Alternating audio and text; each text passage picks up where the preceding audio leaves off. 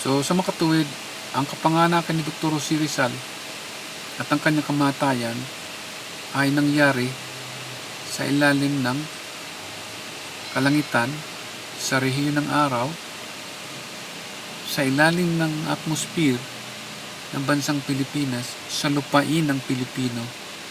Doon ipinanganak ang pambansang bayani si Dr. Jose Rizal. Okay? Hindi pwedeng ipanganak ng ancestors ng China ang kalangitan. Wala pa akong nakitang inchik na nagdalang tao sa pamamagitan ng buwan, o yung buwan ipinanganak niya at nanganak ng araw. So, hindi pwedeng ang region of the sun ay kasama ni Kiyinan sa bangka galing din sa Fujian, China, nang dumuong dito sa Kalamba. Okay? So, patunay lang na hindi mo pwedeng sabihin na ang salitang Eden sa line 2 of paragraph 1 na tumutukoy sa line 2 of paragraph 13 bilang bansang Pilipinas, naka-interlock sila. Hindi mo pwedeng paghiwalayin. Hindi mo pwedeng wasakin yung dalawang salita. At yung Eden at Pilipinas, gawin mong bayan. At yung bayan, dala-dala ni Emilio Aguinaldo, galing sa ancestors niya, hiningi kay Kiyinan sa province of China. Walang ganyan. Na ang pinagkukwentuhan ng mga katipunero at ni Dr. Jose Rizal at ni Gat Andres Bonifacio ay tungkol sa mga magkababayan na mga inchik galing sa province. Sinulat ni Dr. Jose Rizal ang kasaysayan ng Pilipinas sa rehiyon ng araw, sa ilalim ng kalangitan, dito sa karagatan ng Silanganan. Okay? So, ang rehiyon ng araw ay nagsasaad ng sovereignty ng Diyos. Okay? Hindi mo pwedeng pigilin ang pag-ikot ng liwanag. Okay? At pasikatin mo lamang doon sa 8 probinsya. Pwede bang sumikat, magbigay ng sinag ng araw yung 8 probinsya? Kaya naniniwala tayo na hindi 8 ang sinag ng araw. Okay? Ang sinag ng araw ay 12 na nagsasaad ng buhay ng kalangitan. Ang buhay ng mga halaman, buhay ng hayop, ng seasons. Okay?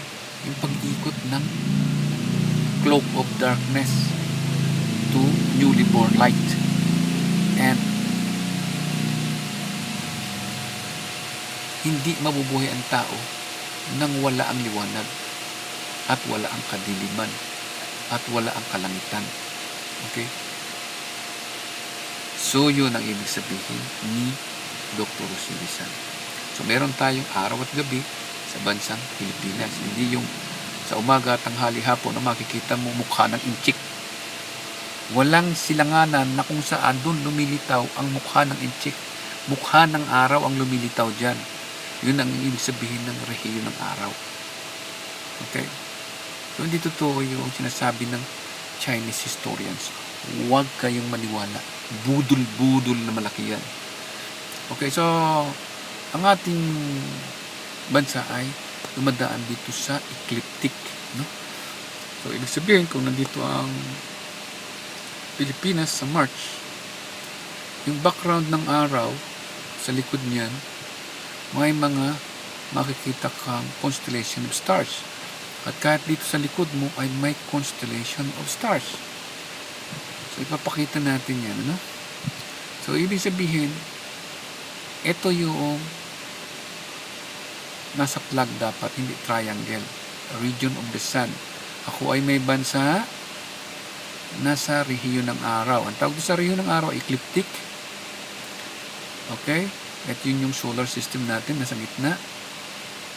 At yung ating tatlong bituin, yung Luzon, Visayas, Mindanao, ay natatanglawan sa katanghaliang tapat, overhead. At ang araw na yan ay nandito sa ating sovereignty. Lumabugtas yan mula sa silangan hanggang dito sa katanghaliang tapat at lulubog yan dito sa katubigan. Ito yung Sea of the Orient. Yun yung nakikita nyo. So yung unang dadatnan ng araw dito ay kalupaan, and then huling dadatnan niya ay tubig, yung Sea of the Orient. At mula doon sa kalupaang dinaanan ng araw hanggang sa katubigan na nasa sakop ng Pilipinas, ang tawag dyan ay sovereignty. Okay? Sapagkat langit ang mas mataas kaysa sa lupa, yan ay laging nasa taas. Ang pula ay hindi pwedeng nasa taas at hindi pwedeng magmataas doon sa may likha. Okay? Laging ang katuwiran ang nasa taas. Ang ibig sabihin yan, hindi ka pwedeng pumatay kaagad. No? Pakinggan mo ang Diyos. Pakinggan mo muna ang kalangitan. So, ibig sabihin ng white. Okay? Bago ang kalupaan. Huli na yan. Sabi niya. So, ibig sabihin ng pula ay nag-sacrifice tayo ng buhay upang ipagtanggol ang bansa ng ating Diyos. Okay? Hindi ang bayan ng ancestors ng province ng China. At ang ating bansa ay pinanganak sa silong ng kalangitan dito sa rehiyon ng katubigan sa silanganan.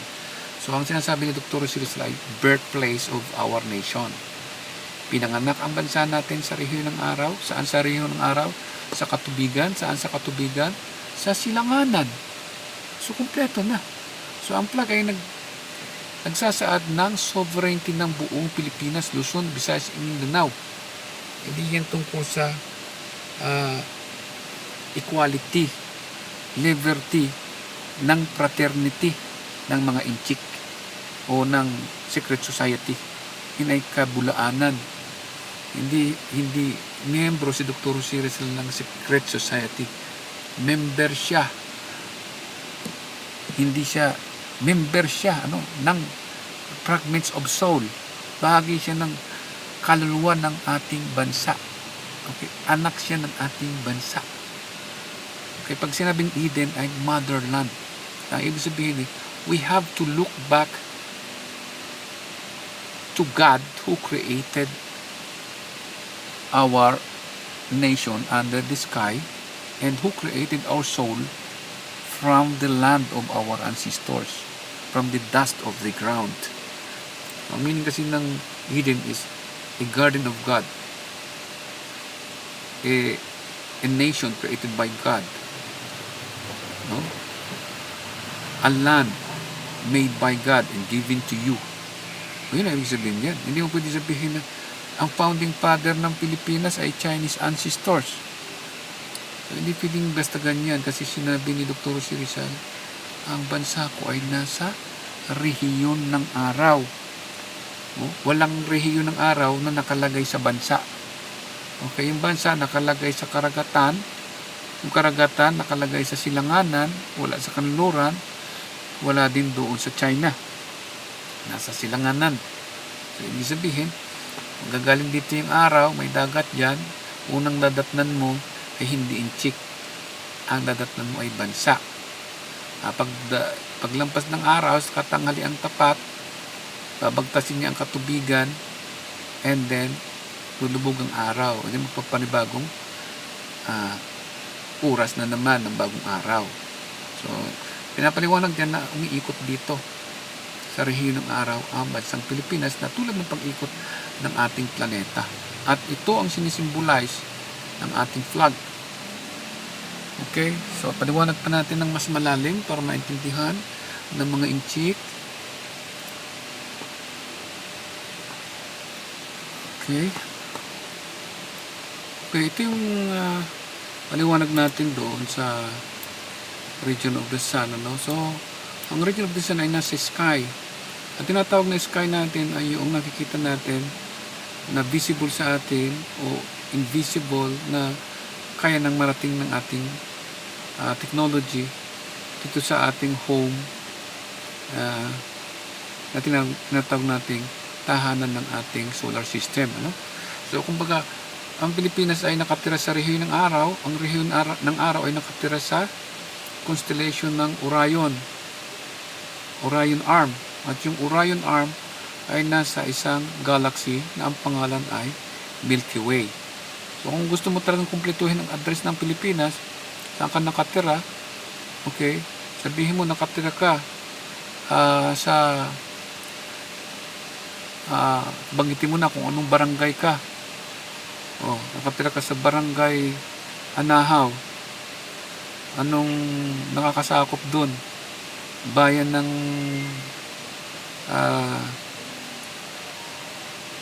Pili. Okay. Ano nakasakop sa Pili? Camarines-Sur. Ano nakasakop sa Camarines-Sur?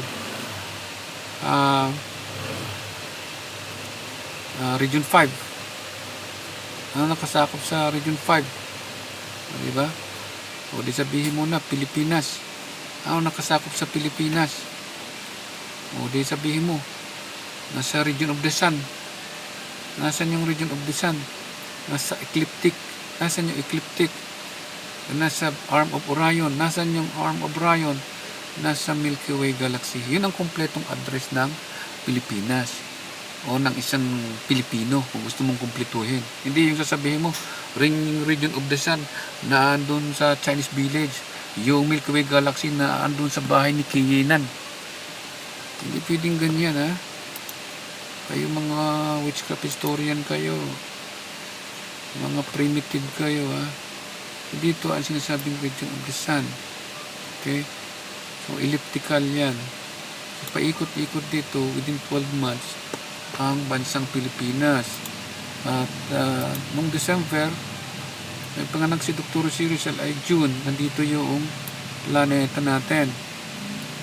So, June 19, 1861, nandito ang planeta natin.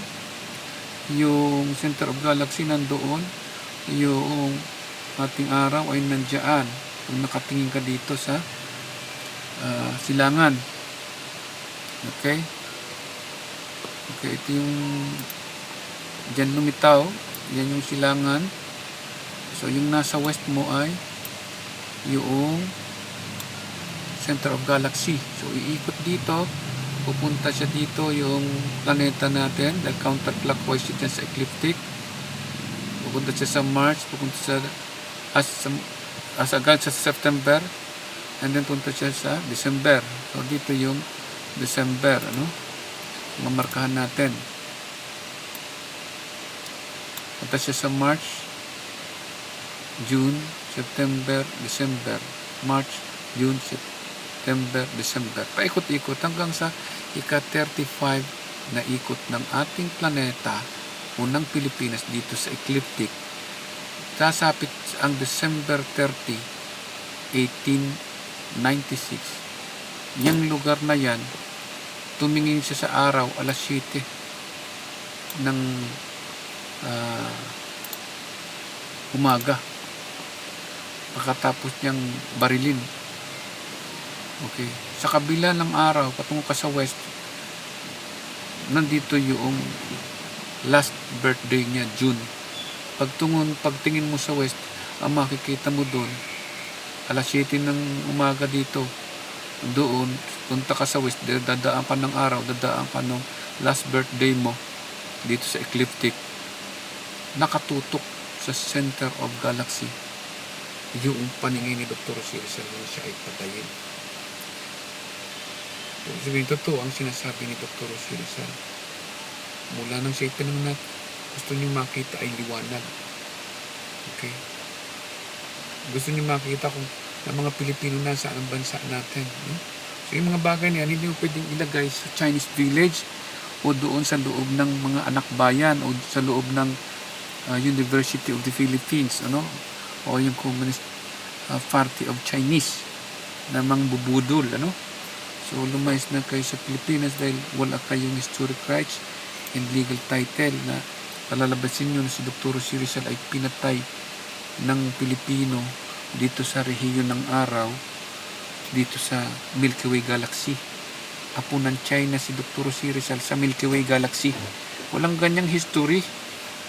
Ang sinasabi ni Dr. C. Rizal, ako'y namatay sa ilalim ng kalangitan ng bansang Pilipinas. Okay? At yung kalangitan na yun ay nasa Milky Way Galaxy. Okay? Hindi mo pwedeng tawagin na pati ba naman yung Milky Way Galaxy. Sakop ng Chinese Village dahil lahat ng sinabi ni Dr. Jose Rizal kailangan isulat mo dun sa Chinese literature. Puro kalokohan yung mga pinagsasasabi ninyo dyan. Sunugin nyo nga yung mga aklat ninyo. Ay sabi ni Dr. Jose Rizal, I do not write in this time for this generation. I wrote these writings for the other ages. No? At sasabihin ng mga makababasa ng sulat na yon, pag nakita nila ang sulat tungkol sa buhay ko, susunugin nila ang kanilang mga aklat. Sa kabilang panig naman, ang sabi ni Dr. Jose Rizal, ay hindi lahat ng panahon ay natutulog ang ating mga magulang. At ang taong ang makababasa noon ng kanyang mga sulat, ng kanyang mga sinabi, ang mga henerasyon na yon na makakaunawa tungkol sa aking buhay, tungkol sa aking birth of origin, tungkol sa Diyos na lumalang sa ating kaluluwa at ating bansa. Ang mga taong ang yun ay isang henerasyong may karunungan. So dapat may karunungan tayo. Hindi natin pwedeng tanggapin ang mali. Okay? Alam natin na scientist si Dr. Jose Rizal, tapos pagmumukhain natin na walang alam, mangmang, hindi alam yung sinasabi. At gagamitin yung dugo niya para sa isa pang revolusyon.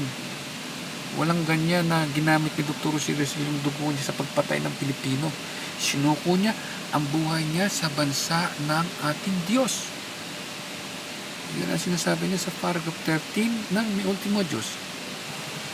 Sa madalit sabi, kung ang Pilipinas ay umiikot dito sa ecliptic, annually, every 24 hours, ay makikita natin ang constellation of stars at night. No? So, sa gabi, kung nandito ka sa specific areas, halimbawa, nandito ka sa equator, from east to west, ito ang makikita mo sa horizon, sa gabi. Okay, sa madalit sabi, sa umaga, nandito ka sa area nito, yan naman ang makikita mo. So, ibig sabihin, ang pinaliliwanag dyan ay ang Pilipinas ay nasa rehiyon ng araw. So, ibig sabihin, nakakakita ka ng star.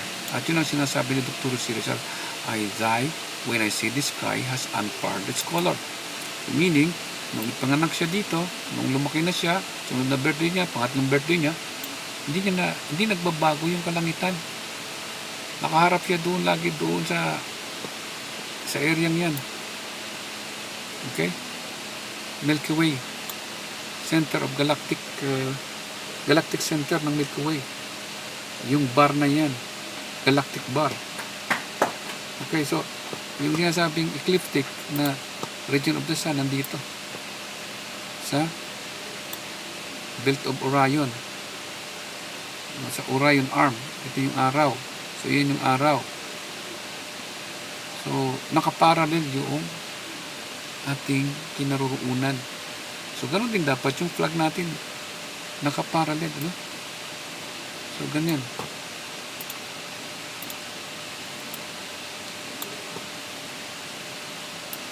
Okay, so, umaga, makikita mo yung araw.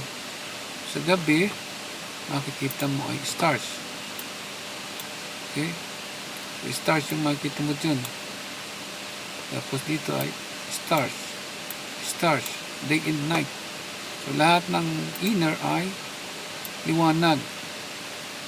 So, sa liwanag at sa gabi, meron tayong stars sa kalangitan. Day and night. Hindi po natin pwedeng tanggalin yung position yan kasi ang star ay fixed position. Okay? Naka-fix yan. At yun nga yung ginagamit siya navigation. Yan yung sinasabi ni Dr. Jose Rizal sa paragraph 3, I die when I see the sky has unparalleled its color. So sa daylight, may mga star ka pa rin makikita. Kaya lang sa sobrang liwanag, di mo siya mapansin, pero nandyan sila sa itaas. Hindi sila umaalis, paikot-ikot lang yan dyan in 24 hours. Yung nasa ilalim, makikita mo yun sa gabi. Kasi tumatakbo from east to west yung star. Kung paano nalitaw dito ang araw, nalubog doon, yung mga star na hindi mo nakikita sa ilalim ng celestial sphere, ay makikita mo.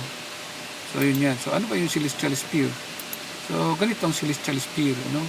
So ito yung ecliptic, yung dinadaan ng araw in the background, na pag umiikot ang araw dito, ang nakita mo ay yung background nito. Pag umiikot dito, ang nakita mo itong areang to. Yan ang ecliptic, ano? At yan nakaparallel dito sa ecliptic ng araw. So yung ecliptic ng yung celestial sphere ay extended doon sa celestial sphere na pinagbabasihan natin how to locate the other stars with reference to the local earth sphere, no? At kasi meron pa tayong sphere na isa pa, no? May sphere tayo ng galactic sphere, no? At meron din naman tayong sphere na para dito sa ating planeta, para malupit natin nasaan yung planeta with regards to our present position sa daigdig.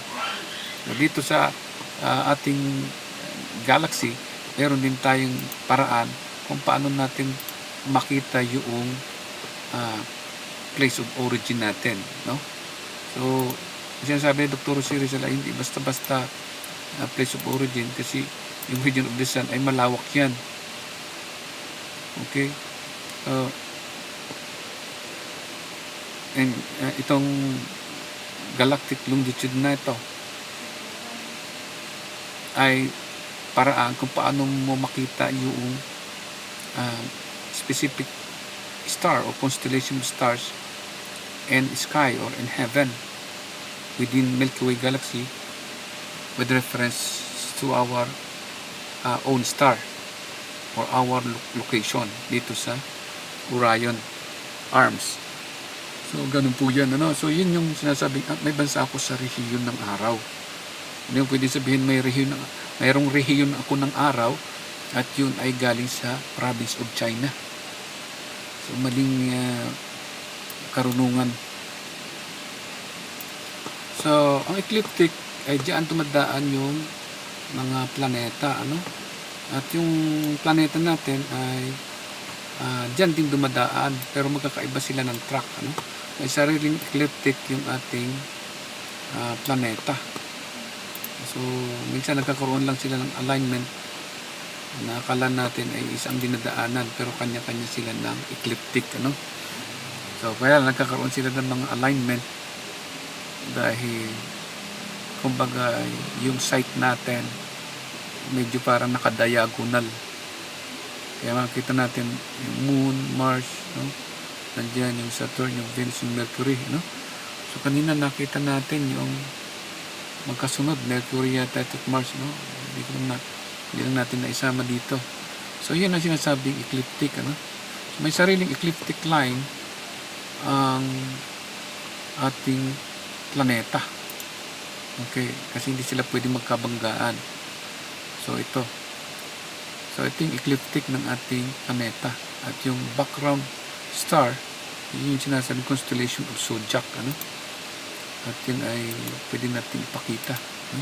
Ito yung direction ng complete rotation ng isang buong taon, na ang direction ay from east to west. So ibig sabihin, ito yung bilog, galing dito ang from east to west, counterclockwise ang ikot ng araw. So mangyayari, ganito ang pinapaliwanag nitong diagram na ito. Okay, so galing halimbawa dito sa March, ano, kasi magsisimula sa equinox. Ito magsisimula siya sa March, kaya pupunta siya sa June, going to the west from east. So yun yung pag-ikot dito sa ellipse, yun yung pinadaanan na ecliptic, no? So galing siya dito sa March, punta siya dito sa June, and then patungo siya sa September, and then September, December, March ulit. So ito yun. So dito, nandito yung initial position ng Earth sa March. Yun yung beginning of spring. Okay? March, April, May, June. So ito yung June. So one complete cycle ito. So nandyan yung ating araw. Nandyan yung araw natin. So ito yung observation natin ng equator. So dito dumadaan yung planeta natin, pero yung araw diyan natin makikita, at ang background niya ito, stars na to. So galing dito yung araw, pagdating dito ng daigdig. Okay, so baliktad yata ang ating dito yung ating planeta sa specific place na ito, kasi kung marin sa equator tayo. Okay, dito yung planeta natin, dito yung planeta natin, dito yung planeta natin, andito yung planeta natin. So yun ay 4 seasons, ano? So galing dito sa timeline na ito, 3 buwan patungo dito yung ating planeta. So yung araw naman ay nagsasalubong itong equatorial, celestial equator natin, at saka yung sinasabing celestial sphere, yung celestial sphere at celestial equator ay nag-umpok-umpok sila dito, at dyan natin makikita yung araw, paakyat dyan. So yung araw ay makita natin sa 4 na position, ano?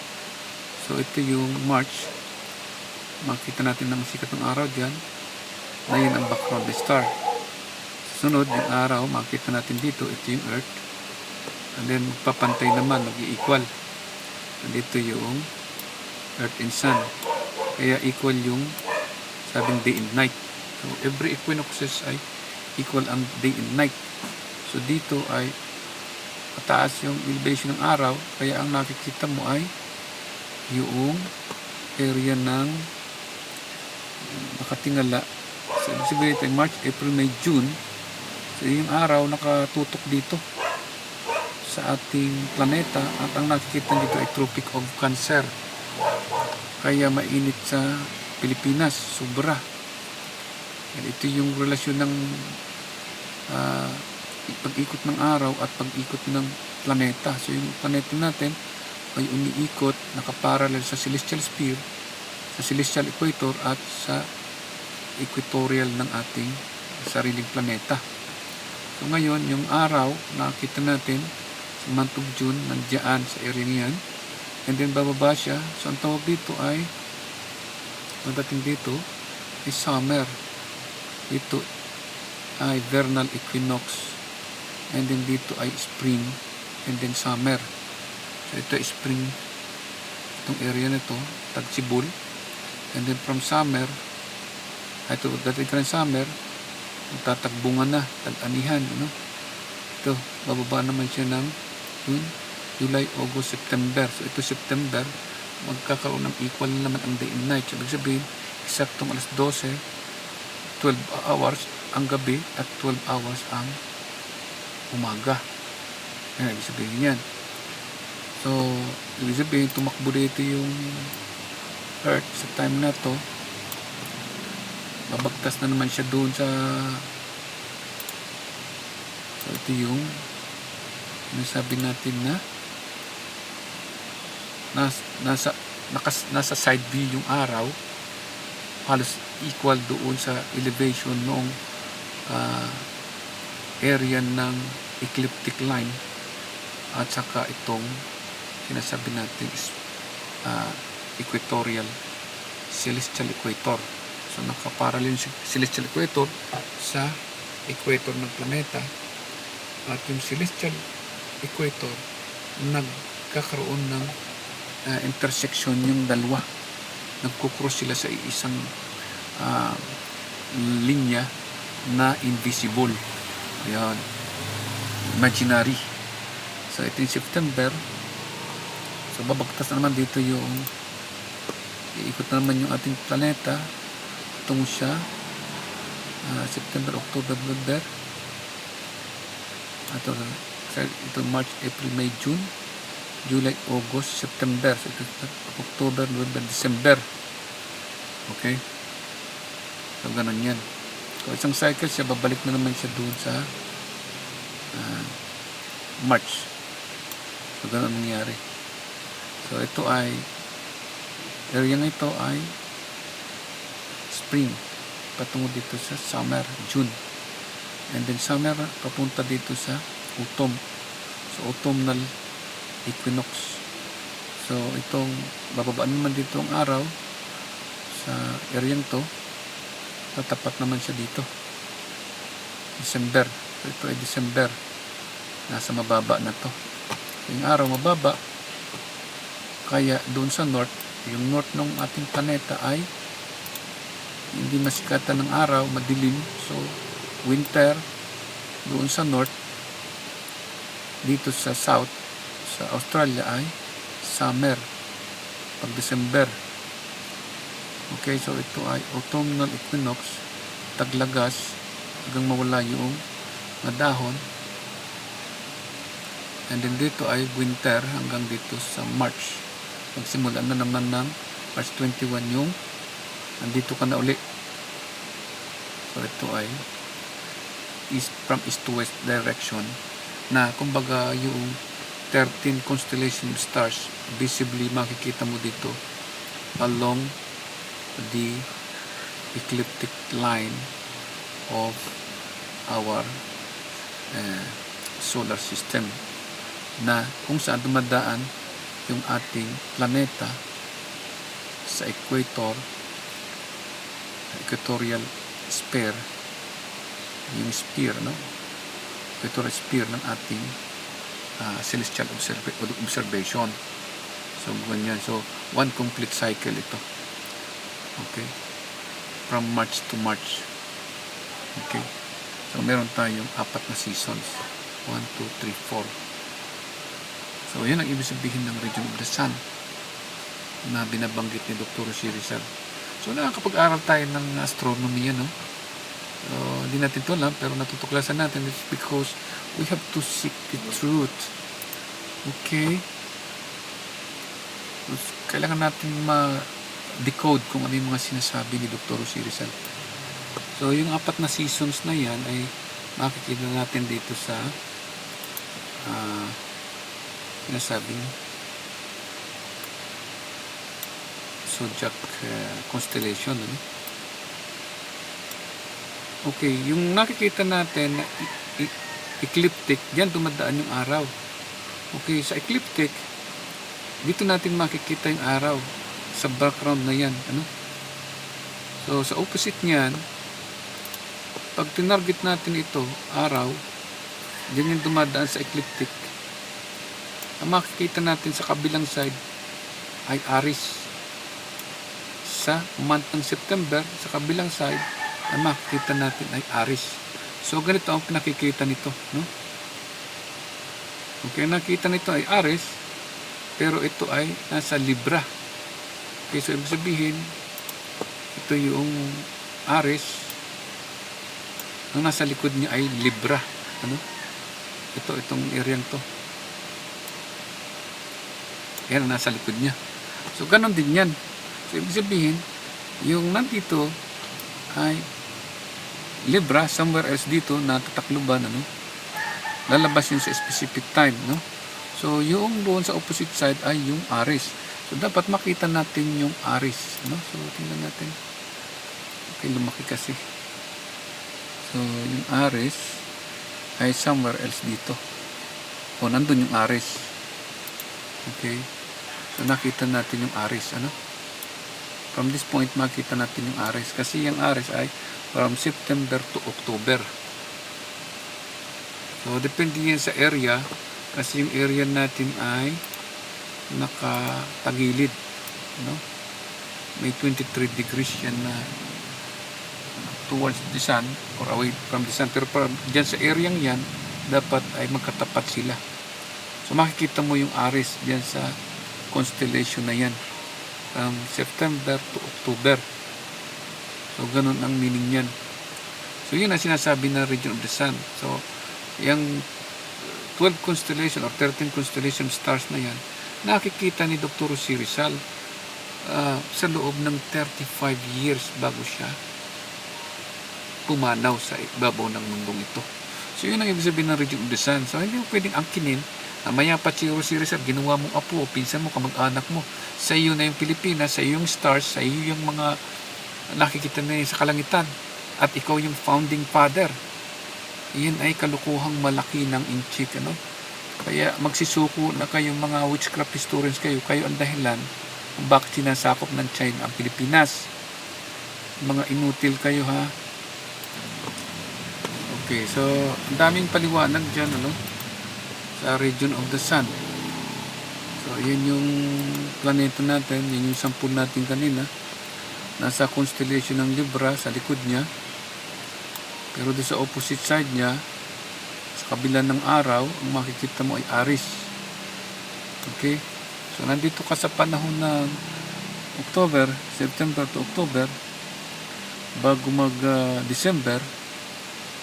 Okay? So, December, ito yung December. So, dito yung April. Ang nakita mo doon ay Aries sa panahon ng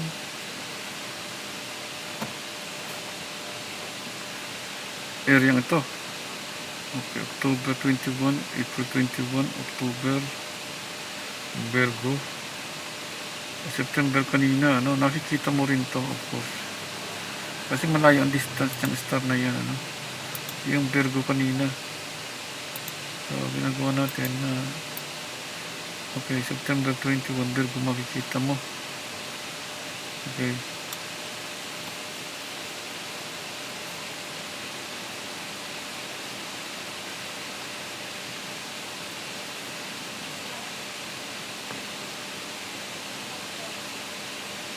So, yan ang constellation, ano? So, napaliwanag nito na yan ay ecliptic, ano? Itong area nito. So, ibig sabihin, hindi mo makikita yung background ng star na nakikita rito. Ito yung daigdig, yung star natin. Sa kabila, ayun yung zodiac na sinasabi, constellation. 12 yan, pero nadagdagan ng isa, kaya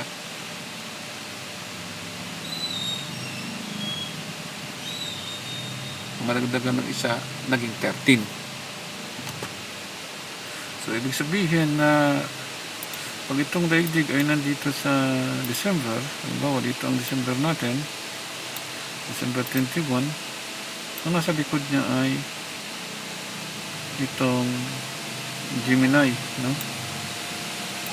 At sa December, makikita mo sa opposite side yung ito, December, Sagittarius, ano? Sa opposite niya, sa December, kasi sumisikat ang araw, paglubog nitong araw at umikot ito, ang sunod na makikita mo ay itong Sagittarius, ano? Pagkatapos tumubog itong araw, umikot ito ng counterclockwise, okay, lulubog yung araw, hindi mo na makikita, at sunod makikita ay yung paglitaw ng Sagittarius. So, ganoon. Sa kabilang side naman ay yung Gemini, ano? So, ganoon.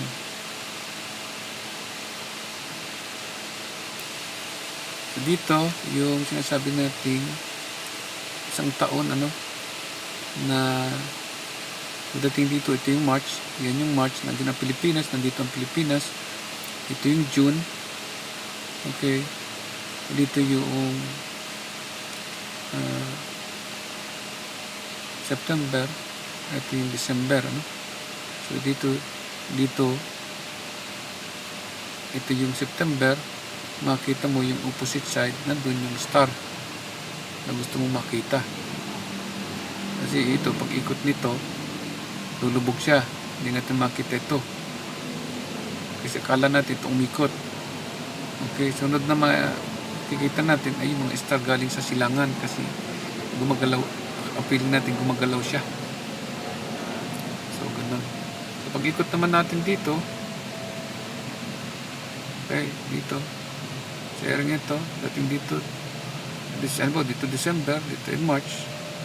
Dating sa March, yung opposite side doon, na background ng araw, yun, makita natin.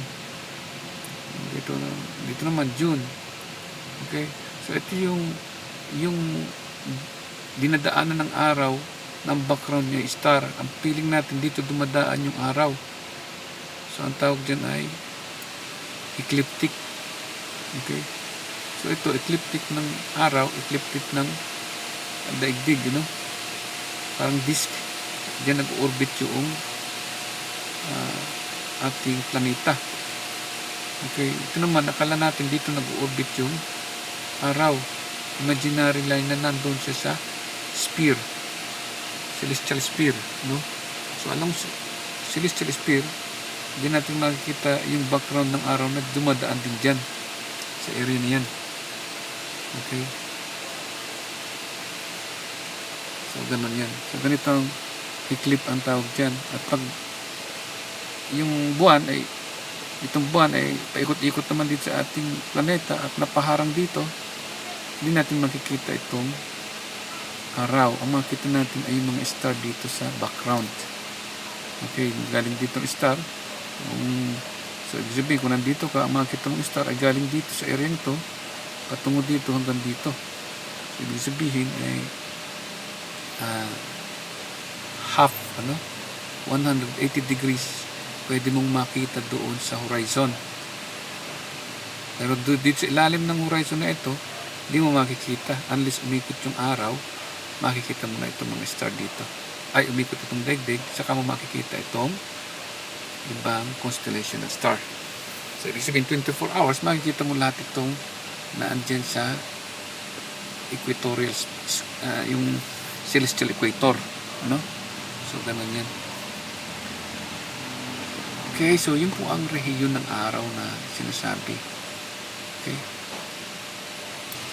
So, ito yung isa sa mga sample natin.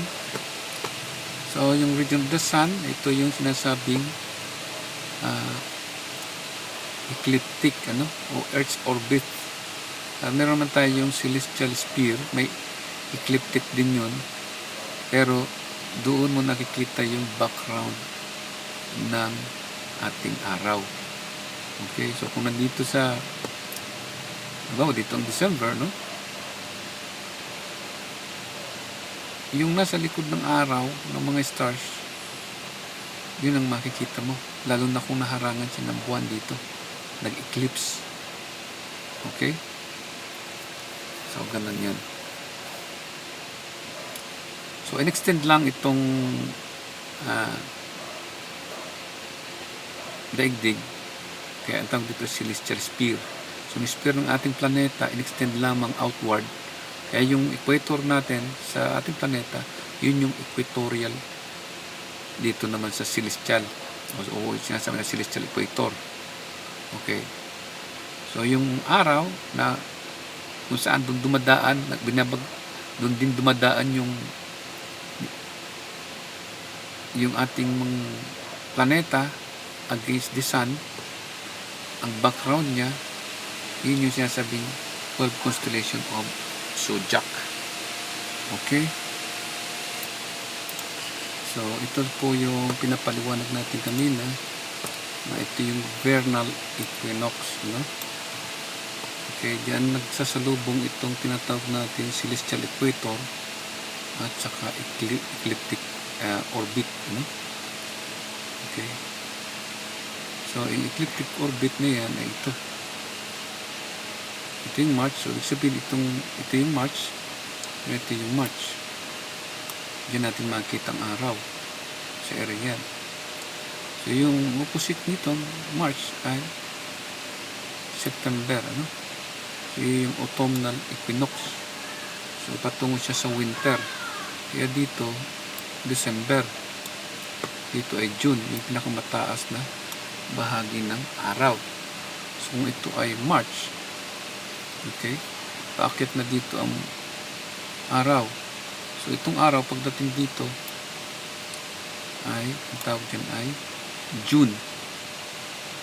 Kabilang side doon ay September, nasa kabila, yung linya doon sa kabila. Kunwari lang ay, so yun yung September. Kabila, kunwari na sa kabila lang siya. So ngayon, dito naman ay December, yung pinakamababa. So ito yung pinakamababa, December. Diyan dumadaan sa background na yan. Ito yung mga background yan ni stars. Diyan dumadaan itong araw sa paningin natin kung tayo nasa Earth. So ito, linyadang ito ay celestial equator. Nasa labas yan ng ating planeta. So itong celestial equator, sinasabi ay in-extend lang natin yung equator dito. So dito meron tayong equator. Yan. Gawin natin ng kulay blue. Okay. Meron tayong celestial equator at diretso yan dito sa Pilipinas. Yung equator natin, ito yan. Dito. Okay. Diyan yan. So doon naman yung equator natin. So in-extend lang natin yung celestial equator sa sphere. Kaya meron tayo dito celestial equator. Okay. So ginagamit ito paghanap ng star. Hanapin natin yung right ascension at saka yung angle of declination, north or south. So yan ang paghanap ng star. So ibig sabihin, may sarili tayong star at yun ay iniikutan natin. Habang umiikot tayo dito sa portion na to, ang nakikita natin dito sa horizon o dito sa linyada ng celestial equator na naka-extend dito ay yung araw na pumapasok siya dito from vernal equinox, naka-sideways sa atin yung araw, kaya pares ng gabi, oras sa gabi, pares ng oras sa araw. 12 kasi equal, no? Kaya pag angat niya dito, punta siya sa June, kataasan. So, makikita natin dito na pagdating dito ng tatamaan itong Tropic of Cancer, kaya mainit dito, summer dito sa Tropic of Cancer, winter naman doon sa south. Okay, ganun yung opposite side. Argentina ba yun? Okay, sa baba nun, So ngayon, pag ikot naman dito, pupunta siya sa September, summer pa yan, galing dito, datating na sa autumnal equinox. So magsisimula na maglaglag ang mga dahon, bababa na siya doon. So ganyan ang nangyayari dito, galing September, bababa siya dito, patungo sa December, winter na. So winter na dito, kasi malayo yung north kaysa sa south. So sa summer dito sa south, sa area naman dito, na ditong araw, tatamaan naman yung Australia at saka yung Argentina. Pag umikot yung mundo ay summer dito. Sa north ay malayo siya sa araw, nakatalikod. Dito sa mahaba ang araw. Sa south, dito maikli ang araw, mahaba ang gabi. Doon sa north, kung nanditong araw sa panahon ng December. So ito yung December, nasa mababa. So dadaan naman dito, pupunta naman dito sa from winter going to spring. Okay, so from winter going to spring. So ito na yun.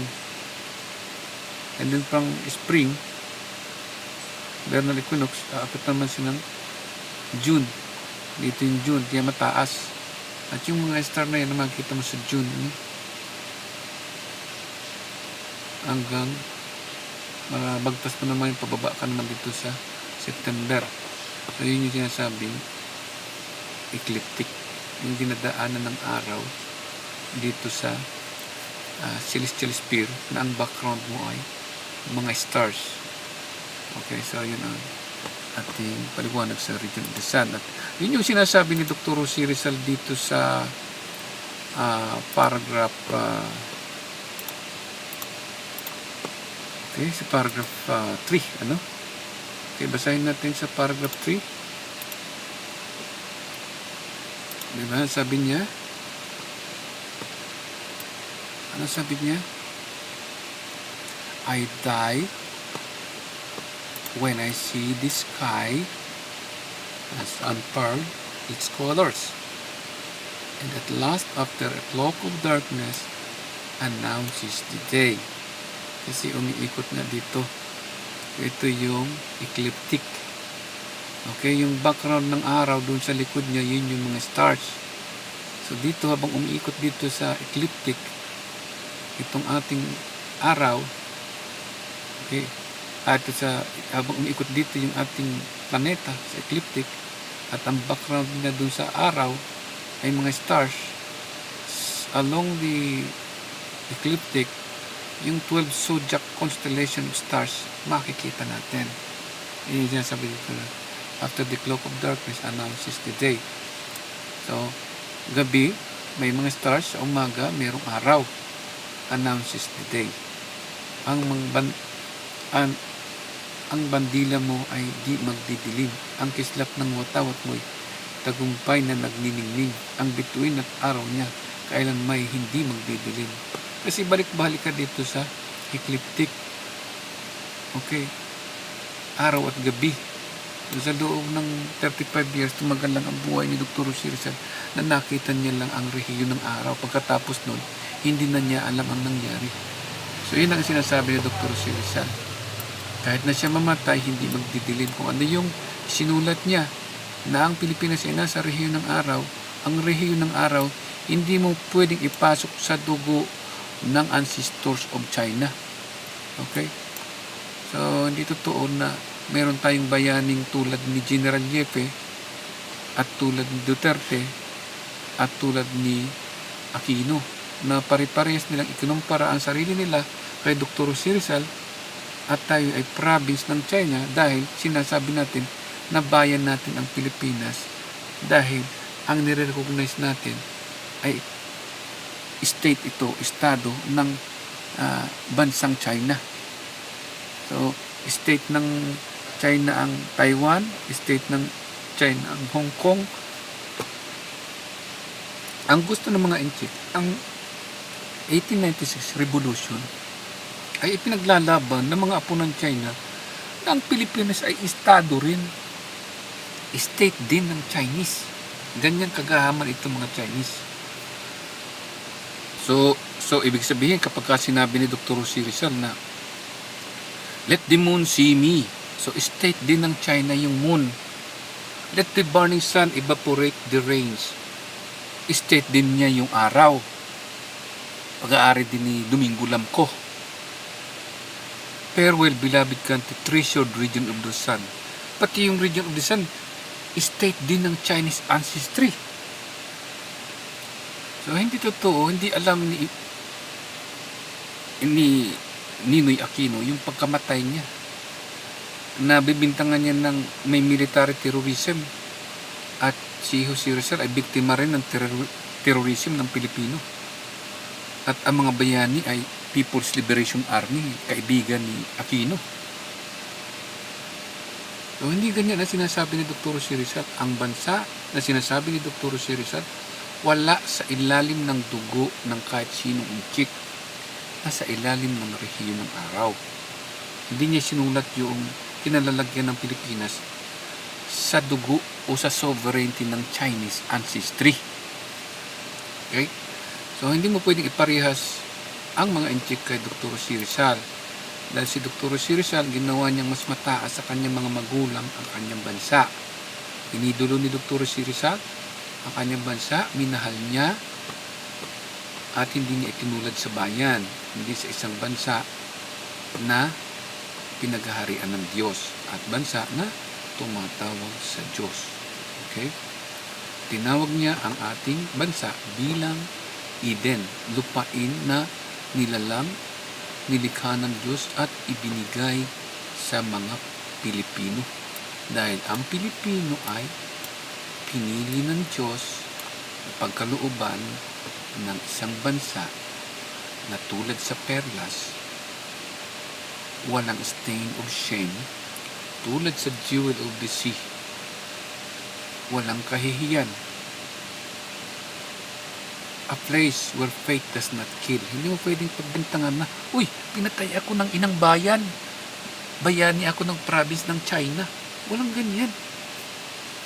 So, sinuko ni Dr. Jose Rizal ang kanyang buhay sa bansa ng ating Diyos dahil bansa ng Diyos ito at Diyos ang naghahari.